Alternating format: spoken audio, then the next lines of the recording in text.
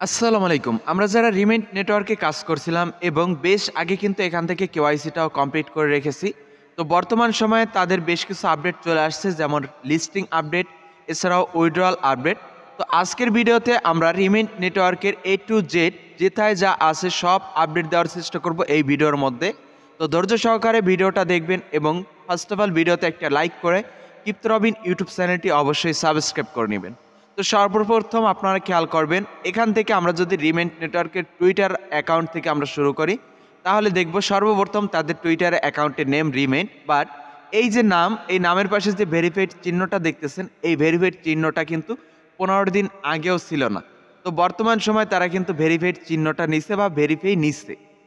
তো এখন এখান থেকে আমরা যদি পেজটার উপরে স্ক্রল করি, তাহলে দেখবে একটা পিন পোস্ট রয়েছে, যে পোস্টটা 2 দিন আগে তারা করেছিল। তো রিসেন্টলি তারা আরও একটা পোস্ট করেছে, যেটা 17 ঘন্টা আগে করেছে, যেখানে লেখা আছে 16 ডেজ টু গো, মানে 16 দিন পরে তারা কোথায় যাবে সেইটা খেয়াল করবেন। তারা হচ্ছে, আমি যখন গতকাল তাদের এই প্রজেক্টের অ্যাপের মাইনিংটা স্টার্ট করতে যাই, তখন আমি মাইনিংটা স্টার্ট করার জন্য অ্যাপটা ওপেন করি, তখন আমার সামনে কিন্তু ভেসে উঠে প্যানকেক সোয়াপের একটা লোগো এবং তার উপরে লেখা ছিল সেম টু সেম এইটা 16 ডেজ টু গো, মানে 16 দিন পরে তারা কিন্তু প্যানকেক সোয়াপে লিস্ট হবে তাদের টোকেনটা। এটা কবে বলছে? 15 তারিখ, আজকে কিন্তু 16ই ডিসেম্বর। ওকে, তো এখন আমি এই যে 2 দিন আগের যে পোস্টটা, এই পোস্টটা আমি ভিউ করে নিচ্ছি। ভিউ করার পর এখানে অনেকগুলো লেখা, তো আমি এইটা আপনাদেরকে বাংলায় বোঝানোর জন্য আমি গুগল ট্রান্সলেটে চলে যাই, এখানে আমি পেস্ট করে দিচ্ছি ফার্স্ট অফ অল।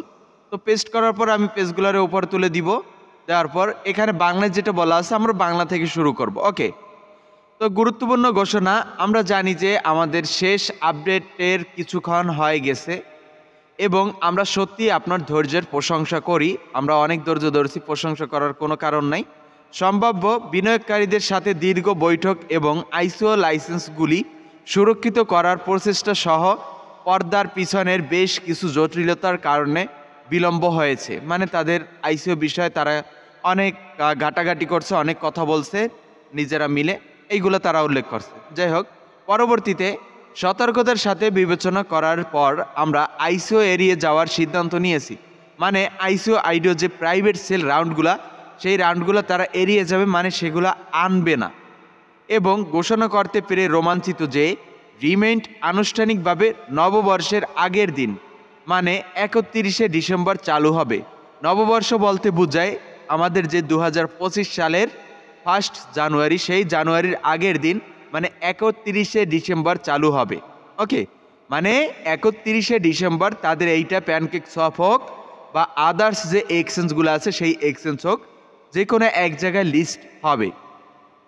আপনার ক্যালেন্ডার চিহ্নিত করুন, রিমেন্ট অবশেষে লাইভ হবে। এই গেল লিস্টিং আপডেট। এখন উইথড্রয়াল আপডেট দিব। লিস্টিং আপডেট কবে? 31শে ডিসেম্বর। আশা করি ক্লিয়ার। তো এখনও যারা ভিডিওতে লাইক করেন, অবশ্যই কিপ্ত রবিন ইউটিউব চ্যানেলটি সাবস্ক্রাইব করে আজকের এই ভিডিওতে একটা করে লাইক করে দিন এবং প্রত্যেকটা লেজিট অ্যাড্রপের আপডেট পেতে অবশ্যই কিপ্ত রবিন অফিসিয়াল টেলিগ্রাম চ্যানেলটিতে জয়েন করে থাকবেন।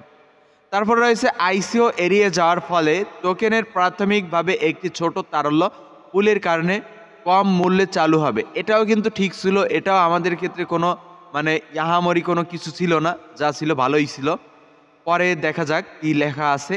যাই হোক, আমাদের প্রাথমিক লক্ষ্য হলো স্থির এবং টেকসই প্রবৃদ্ধি। এটিকে সমর্থন করার জন্য ব্লকচেইনের টোকেন স্থিতিশীল হওয়ার জন্য সময় দেওয়ার জন্য লঞ্চের 1 মাস পরে প্রত্যাহার সক্ষম করা হবে।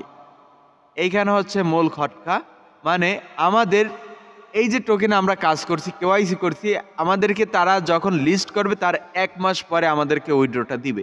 এটা কোনো মানা যায় বলেন? তারপর যেটা দেওয়া আছে, যাতে ব্যবহারকারীরা তাদের খনন করা টোকেনগুলি অবিলম্বে ফেলে না দেয় তা নিশ্চিত করে। এটা কোনো কি তাদের কথা? আমরা লঞ্চের তারিখ গণনা করার সাথে সাথে নিয়মিত আপডেট পোস্ট করা হবে। নিয়মিত তারা আপডেট দিবে। আপনার অব্যাহত সমর্থনের জন্য আপনাকে ধন্যবাদ। এটি রিমেন্টের জন্য একটি উত্তেজনাপূর্ণ যাত্রার শুরু মাত্র। রিমেন্টের জন্য উত্তেজনাপূর্ণ একটি সংবাদ বা যারা এখানে ফ্রি মাইনিং করছেন তাদের জন্য কিন্তু উত্তেজনাপূর্ণ সংবাদ নয়। কেননা তারা এইটা যখন প্যানকেক সোয়াপে লিস্ট করবে, আমি বলি আপনাদেরকে, প্যানকেক সোয়াপে লিস্ট করা আর আইসিও আইডিও অথবা প্রি মার্কেটে নিয়ে আসা এক রকমের কিন্তু সমান কথা, ঠিক আছে? প্যানকেক সোয়াপে লিস্ট করলে দেখা যায় অনেকে ট্রেড করে, অনেক হাইপ ক্রিয়েট করে, অনেকে বাই করে। ট্রেড করে কি, মানুষ একটা টোকেন কিনে কিন্তু লাভের আশায়, লসের আশায় সে কিনে না। যখন ওই টোকেনটা কিনে ওই টোকেনটা কিছুক্ষণ সময় হোল্ড করবে, যখন প্রাইস ইউজ হবে তখন সেল করবে।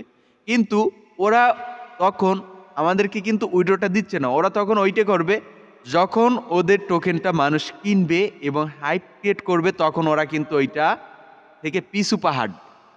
মানে ওইটা আমাদেরকে উইড্রোটা দিবে না এক, দ্বিতীয়ত ওরা কিন্তু ওইটা ভ্যালু একেবারে কমাই দিবে যখন দেখবে ওদের টোকেনটা অনেক, যেমন দেখা যায় 5 বিলিয়ন 10 বিলিয়ন অথবা 1 বিলিয়ন ধরেন ওদের টার্গেট যেটা আছে ওই পর্যন্ত যখন হিট করবে, তখন ওরা ওইটা মানে লিকুইডিটি উঠেই নেবে।